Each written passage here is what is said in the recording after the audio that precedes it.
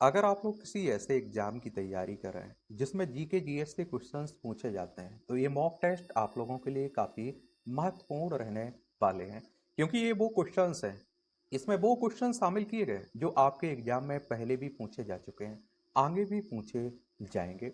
तो इन mock test को आप लोग भी दिया करिएगा, अपना स्कोर जरूर आप लोग बताया करिएगा। इससे पहले हम लोग 10 टेस्ट खत्म कर चुके हैं, 11वां टेस्ट है। इसमें पहला क्वेश्चन है आपके सामने कि शेर कविता निम्नलिखित में से किसकी रचना है? रविन्द्रनाथ टैगोर की, बंकिम चंद्र चटर्जी की, महावीर प्रसाद द्विवेदी की, या भारतेंदु हरिश्चंद्र की? तो आप देखेंगे किसकी है। तो शेर कविता नोबेल पुरस्कार विजेता रविन्द्रनाथ टैगोर द्वारा रचित एक प्रसिद्ध बंगाली उपन्यास है। और आप देखिए रविन्द्रनाथ टैगोर की बात करें तो 7 मई 1861 में इनका जन्म हुआ था, 7 अगस्त 1941 में इनकी डेथ हो गई थी। और आप देखते रविन्द्रनाथ ठाकुर विश्वविख्यात कवि, साहित्यकार, दार्शनिक, भारतीय साहित्य के नोबेल पुरस्कार विजेता थे। तो इसमें क्या लगा दोगे आप लोग? रविन्द्रनाथ टैगोर। ए ऑप्शन बिल्कुल ठीक है। ए ऑप्शन क्या है? बिल्कुल राइट है इसमें। अगला क्वेश्चन है हमारे सामने, भारत दुर्दशा के लेखक निम्नलिखित में से कौन है? भारत दुर्दशा के लेखक निम्नलिखित में से कौन है? या आप देखिए भारतेंदु हरिश्चंद्र, या फिर हरिशंकर परसाई, महादेवी वर्मा, गोपाल चंद्र गिरधर दास। बताइए कौन है। तो आप देखें भारतीय दुर्दशा नाटक के लेखक भारतेंदु हरिश्चंद्र हैं। यह 1875 में रचित एक प्रसिद्ध हिंदी नाटक है जिसमें उन्होंने तत्कालीन भारतीय परिस्थितियों, अंग्रेजों की लूट और देश की समस्याओं का चित्रण किया। भारतीय भारतेंदु हरिश्चंद्र को आधुनिक हिंदी साहित्य का पितामह भी कहा जाता है। तो इसमें आप लोग ए ऑप्शन बिल्कुल राइट है। ए ऑप्शन क्या है? बिल्कुल राइट है। भारत के अलावा तमिल भाषा कहाँ की आधिकारिक भाषा है? भारत के अलावा कहाँ कहाँ बोली जाती है? कहाँ की है? Sri Lanka, Singapore, Mauritius Singapore, Sri Lanka Malaysia, या इंडोनेशिया मलेशिया। तो आप सभी जानते हैं कि कहाँ की? श्रीलंका और सिंगापुर। श्रीलंका और सिंगापुर, यानी कि ए ऑप्शन आपका बिल्कुल राइट है। क्या है? बिल्कुल राइट है इसमें। अगला क्वेश्चन है हमारे सामने, सबरीमाला किस प्रदेश में है? सबरीमाला किस राज्य में आपको देखने को मिलेगा? केरल में देखने को मिलेगा, तमिलनाडु में, कर्नाटक में और आंध्र प्रदेश में। तो सबरीमाला मंदिर भारत के केरल राज्य की पथानामथिट्टा जिले में है। यह प्रसिद्ध भारतीय तीर्थ स्थल पश्चिमी घाट की पहाड़ियों में पेरियार टाइगर रिजर्व के भीतर लगभग 3000 फीट की ऊंचाई पर एक पहाड़ी की चोटी पर स्थित है। भगवान अयप्पा को समर्पित यह मंदिर अपनी वार्षिक तीर्थ यात्रा के लिए प्रसिद्ध है। और अगर हम लोग केरल की बात करें तो इसके बारे में भी याद रखिएगा, तिरुअनंतपुरम इसकी राजधानी देखने को मिल जाएगी आपको। किसकी? केरल की। और आप देखेंगे इसकी सीमा कर्नाटक और तमिलनाडु से लगती है। अब आप लोग इसे केरलम के नाम से जानते हैं। विधानसभा में 140 सीटें हैं, राज्यसभा में 9 सीटें हैं, लोकसभा में 20 सीटें हैं, 38,863 वर्ग किलोमीटर में फैला हुआ है। ये भी आप लोग याद रखिए। 1 नवंबर 1956 में से राज्य बनाया गया था किसे? केरल को। तो इसमें क्या लगाओगे? ए ऑप्शन आपका बिल्कुल ठीक है। अगला क्वेश्चन है, रम्मन किस प्रदेश का त्योहार है? रम्मन किस प्रदेश का त्योहार है? या उत्तराखंड, पंजाब, हिमाचल प्रदेश, उत्तर प्रदेश? बताइए आप लोग कहाँ का है? रम्मन भारत के उत्तराखंड राज्य का एक प्रसिद्ध धार्मिक और सांस्कृतिक त्योहार है। और ये आप देखिए, अगर हम लोग कहाँ की बात करें, उत्तराखंड की। किसकी? उत्तराखंड की। तो यहाँ आप देखते हैं कि एक कब सन 2000 में उत्तर प्रदेश से अलग करके बनाया गया था। इसकी सीमा चाइना, नेपाल से लगती है। राज्यों में हिमाचल प्रदेश, उत्तर प्रदेश से लगती है। विधानसभा में 70 सीटें हैं, राज्यसभा में 3 सीटें हैं, लोकसभा में 5 सीटें आपको देखने को मिल जाएंगी। यहाँ कहाँ? उत्तराखंड में। तो ए ऑप्शन बिल्कुल ठीक है इसमें। प्रसिद्ध नावा कलेवर त्योहार किस प्रदेश से संबंधित है? बताइए। महाराष्ट्र, राजस्थान, मध्य प्रदेश, उड़ीसा। प्रसिद्ध नवा कलेवर ये त्योहार की बात हो रही है। ये कहां देखने को मिलेगा? प्रसिद्ध नवा कलेवर, नव कलेवर भी कहते हैं त्योहार। और ये उड़ीसा राज्य में आपको देखने को मिलेगा। कहां? उड़ीसा। डी ऑप्शन है। यह पुरी के जगन्नाथ मंदिर में आयोजित किया जाने वाला एक पवित्र अनुष्ठान है जहां भगवान जगन्नाथ, बलभद्र, सुभद्रा और सुदर्शन की पुरानी मूर्तियों को नीम की लकड़ी से बनी नई मूर्तियों द्वारा प्रतिस्थापित किया जाता है, जिसे दाऊ ब्रह्मा कहा जाता है। या आप देखेंगे कि अगर हम बात करें उड़ीसा की तो भुवनेश्वर इसकी राजधानी देखने को मिल जाएगी आपको।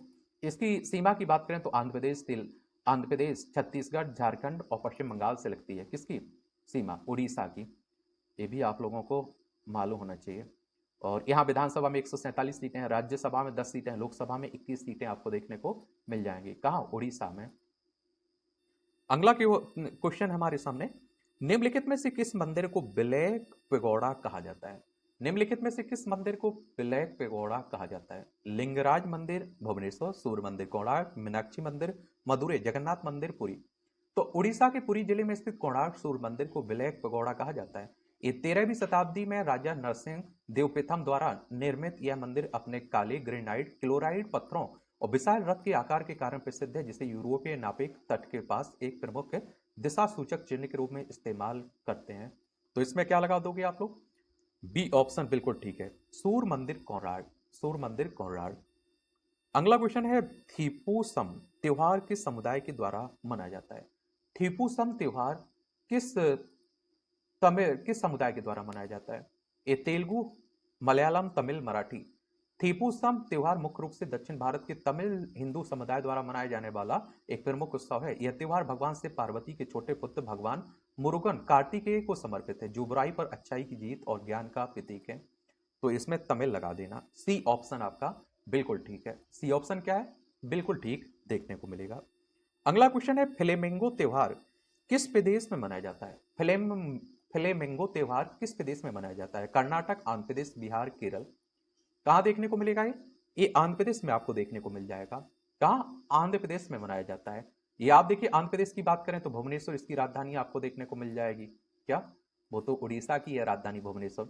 आंध्र प्रदेश की राजधानी अमरावती है। भाषाई आधार पर गठित होने वाला पहला राज्य है आंध्र प्रदेश, ये भी याद रखिएगा। इसकी सीमा आप देखिए उड़ीसा, छत्तीसगढ़, तेलंगाना, कर्नाटक, तमिलनाडु से लगती है। और विधानसभा में 100 कितनी सीटें हैं? 100 कितनी सीटें? 75 सीटें हैं। विधान परिषद भी है जिसमें 58 सीटें हैं। राज्यसभा में 11 सीटें हैं, लोकसभा में 25 सीटें हैं। 1,62,970 वर्ग किलोमीटर में फैला हुआ है क्या आपका आंध्र प्रदेश? तो इसमें बी ऑप्शन बिल्कुल सही है।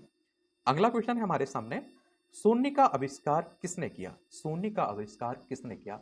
ए ब्रह्मा भट्ट ने, आर्यभट्ट ने, अज्ञात भारतीय ने, वरायमेर ने। तो शून्य का आविष्कार प्राचीन भारत में हुआ था। इसके लिए सबसे प्रमुख श्रेय 5वीं शताब्दी के गणितज्ञ और खगोलशास्त्री आर्यभट्ट, जिन्होंने शून्य का प्रतीक के रूप में उपयोग किया, और 7वीं शताब्दी के गणितज्ञ ब्रह्मगुप्त, जिन्होंने 628 ईस्वी में शून्य को एक संख्या के रूप में परिभाषित किया, इसके नियम बनाए हैं। तो आप देखते हैं किसे माना जाता है, बताइए। सुन, आर्यभट्ट कई लोग मानते हैं कि आर्य को मानते हैं, कई लोग अज्ञात भारतीय थे लेकिन कहते हैं भाई लोग आर्यभट्ट है। अब देखिए आपका क्या मान रहा है, आपका भारत में हुई थी इसकी, आर्यभट्ट को दिया जाता है इसका प्रयोग। और कई लोग कहते हैं अज्ञात भारतीय थे लेकिन भारत में हुई थी, अज्ञात किसी ने किया था। तो बी ऑप्शन लगा देना। बाकी को आपका आयोग क्या मान रहा है उसे भी देख लीजिए। वेद समाज की स्थापना किसने की? वेद समाज की स्थापना की किसने की? स्वामी दयानंद सरस्वती, राजा राम मोहन राय, स्वामी विवेकानंद, केशव चंद्र सेन। बताइए, वेद समाज की स्थापना 1864 में मद्रास चेन्नई में केशव चंद्र सेन और द्वारा की गई थी। दक्षिण भारत में ब्रह्मा समाज के सिद्धांतों से प्रेरित एक सुधारवादी आंदोलन था, जिसका उद्देश्य जाति भेद को खत्म करना और महिला शिक्षा को बढ़ावा देना था। तो इसमें आप देखते हैं कि केशव चंद्र सेन। तो इसमें डी ऑप्शन बिल्कुल राइट है। डी ऑप्शन कैसा है? बिल्कुल राइट है। अगला क्वेश्चन है हमारे सामने, महाराष्ट्र के बारवरी संप्रदाय की स्थापना किसने की? महाराष्ट्र के बारवरी संप्रदाय की स्थापना किसने की? नामदेव ने, तुकाराम ने, या फिर आप देखेंगे ध्यानेश्वर ने, विसोबा खेचर ने। तो महाराष्ट्र के प्रसिद्ध बारवरी संप्रदाय की स्थापना संत ज्ञानेश्वर, संत ज्ञानदेव ने 13वीं शताब्दी में की थी। यह एक भक्ति आंदोलन है जो भगवान विठल विष्णु का रूप की पूजा पर केंद्रित है। इसके अनुयायी जाति भेद से ऊपर उठकर पंढरपुर की यात्रा वारी करते हैं। संत ज्ञानेश्वर को इस संप्रदाय का आधार स्तंभ माना जाता है। क्या माना जाता है? आधार स्तंभ माना जाता है। महाराष्ट्र की राजधानी आपको कहाँ? मुंबई देखने को मिल जाएगी। इसकी सीमा गुजरात, मध्य प्रदेश, छत्तीसगढ़, तेलंगाना, कर्नाटक, गोवा से लगती है।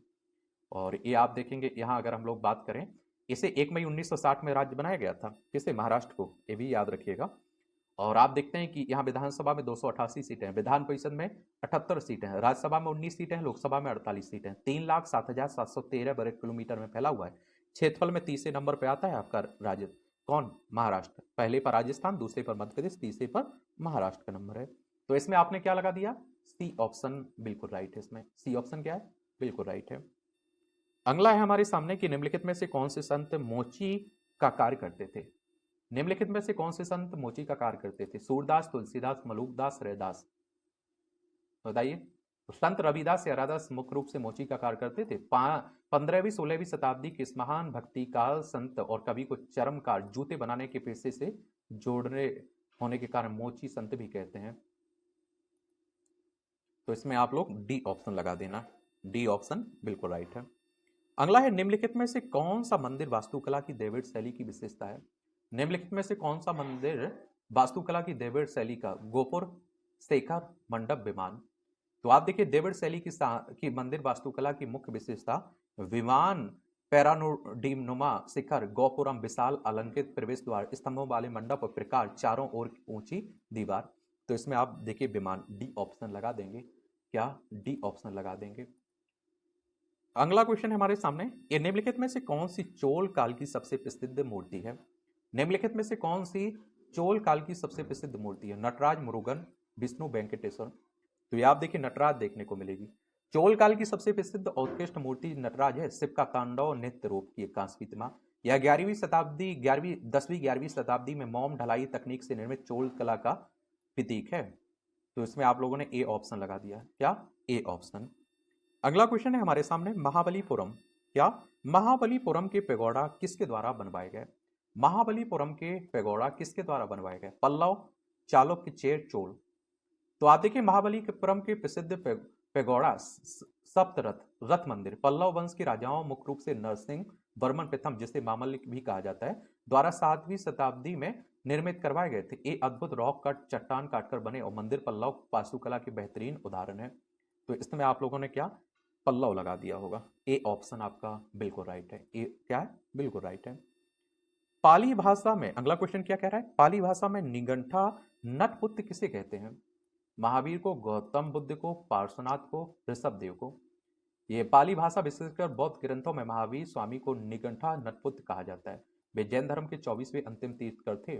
निगंठ का अर्थ है बंधन मुक्त, नाथ पुत्र यानी ज्ञात वंश का पुत्र। तो इसमें आप देखिए क्या महावीर, ए ऑप्शन लगा देंगे। क्या? A option. ए ऑप्शन बिल्कुल ठीक है। अगला क्वेश्चन है हमारे सामने, निम्नलिखित में से कौन सा तमिल व्याकरणिक ग्रंथ है। निम्नलिखित में से कौन सा व्याकरण ग्रंथ है तमिल। शिल्पदीकरम, पट्टू पट्टू, या फिर आप देखेंगे कि तोलकप्पियम, इनमें से कोई नहीं। तो ये आप देखिए तोलकप्पियम आपको देखने को मिल जाएगा। अगले क्वेश्चन की तरफ बढ़ते हैं। ये कह रहा है कौन सा वेद आधा गद्य और आधा काव्य में है। कौन सा वेद आधा गद्य आधा काव्य में है। सामवेद, ऋग्वेद, अथर्ववेद, यजुर्वेद। तो यजुर्वेद एकमात्र ऐसा वेद है जो गद्य और पद्य दोनों में लिखा गया है। यह मुख्य रूप से यज्ञ और अनुष्ठान के मंत्रों से संबंधित है। तो इसमें आप लोग डी ऑप्शन बिल्कुल राइट है। डी ऑप्शन क्या है? बिल्कुल राइट। कलहन की राजतरंगिणी की रचना कौन सी शताब्दी में की गई थी। कलहन की राजतरंगिणी की रचना 10वीं, 11वीं, 12वीं और 13वीं। तो कलहन की प्रसिद्ध ऐतिहासिक कृति राजतरंगिणी की रचना 12वीं शताब्दी में की गई थी। संस्कृत भाषा में रचित यह ग्रंथ कश्मीर के राजाओं का विस्तृत इतिहास बताता है। इसे कश्मीरी इतिहासकार कलहन ने राजा जयसिंह के शासनकाल के दौरान लिखा था। तो इसमें 12वीं लगा देना। सी ऑप्शन आपका बिल्कुल राइट है। सी ऑप्शन क्या है? बिल्कुल राइट है। वल्लभी काल किस काल को कहा जाता है। वल्लभी काल किस काल को कहा जाता है। ये आप देखेंगे कि मौर्य काल, गुप्त काल, कुषाण काल, इनमें से कोई नहीं। वल्लभी काल मुख्य रूप से गुप्त काल विशेषकर गुप्तोत्तर काल से मेल खाता है, जो लगभग 5वीं से 8वीं शताब्दी ईस्वी के बीच था। तो गुप्त काल को इसमें क्या लगा दोगे? गुप्त काल। बी ऑप्शन आपका बिल्कुल राइट है। बी ऑप्शन क्या है? बिल्कुल राइट है। अगला क्वेश्चन है वैदिक काल में किस यज्ञ सामग्री में सुरा का प्रयोग किया जाता था। रास्ते, अग्नि स्रोत, वाजपेयी, सूत्रामणि। तो इसमें आप देखिए सूत्रामणि, यानी कि डी ऑप्शन आपका बिल्कुल राइट है। इसमें या आप देखेंगे ऋग्वेद के अनुसार दशराज युद्ध किस नदी पर हुआ था। ऋग्वेद के अनुसार दशराज युद्ध किस नदी पर। सरस्वती, गंगा, फरोसनी, वितस्ता। तो ये आप देखते हैं किसके, ये आप देखिए फरोसनी नदी, आधुनिक रावी नदी के किनारे लड़ा गया था। भरत कबीले के राजा सुदास ने 10 अन्य राजाओं को के संग को हराया था इसमें। तो फरोसनी, सी ऑप्शन बिल्कुल सही है। इसमें सी क्या है? बिल्कुल ठीक है। अगला क्वेश्चन है हमारे सामने, फारस ने क्या जहांगीर ने फारस के राजा शाह अब्बास प्रथम की पेंटिंग के लिए किसे फारस भेजा था। जहांगीर ने फारस के राजा शाह अब्बास प्रथम की पेंटिंग के लिए किस फारस भेजा था। बसावन को, बिशनदास को, मनोहर को, दशरथ को। जहांगीर ने 1613 ईस्वी में फारस ईरान के राजा साहबाज प्रथम उनके दरबारी रईसों की पेंटिंग चित्र बनाने के लिए अपने दरबारी चित्रकार बिशनदास को फारस भेजा था। तो बी ऑप्शन आपका बिल्कुल राइट है इसमें। बी ऑप्शन क्या है, बिल्कुल ठीक है। अगले क्वेश्चन की तरफ चलते हैं। ये क्या कह रहा है? ये कह रहा है आपसे कि वेदों का प्रमुख टीकाकार सैन्य किस साम्राज्य से जुड़ा हुआ है? पल्लव साम्राज्य, विजयनगर साम्राज्य, चोल साम्राज्य, इनमें से कोई नहीं। वेदों के प्रमुख टीकाकार सायणाचार्य 14वीं शताब्दी के विजयनगर साम्राज्य से जुड़ा है। तो विजयनगर साम्राज्य, बी ऑप्शन आपका बिल्कुल ठीक है इसमें। बी ऑप्शन क्या है, बिल्कुल ठीक है। देखिए एक और आपको, इनमें से 25 क्वेश्चन थे, इनमें से आपका क्या स्कोर रहा है, कितने क्वेश्चंस के आप लोग आंसर सही दे पाए, ये आप लोग जरूर बताइएगा। ठीक है। एक क्वेश्चन आपसे पूछ रहे कौन सा मंदिर चोल साम्राज्य से संबंधित है? औरंगनाथ, बेदेश्वर, तावेश्वर, कैलाशनाथ। बताइए इसका आंसर आप लोग नीचे दीजिए। अगली क्लास में हम लोग इसका आंसर भी आपको बताएंगे। अब आपका कोई सवाल हो, सुझाव हो तो जरूर बता सकते हैं। मेरी तरफ से शुभकामनाएं हैं। अब आप लोग पढ़ते रहिए ईमानदारी से। धन्यवाद।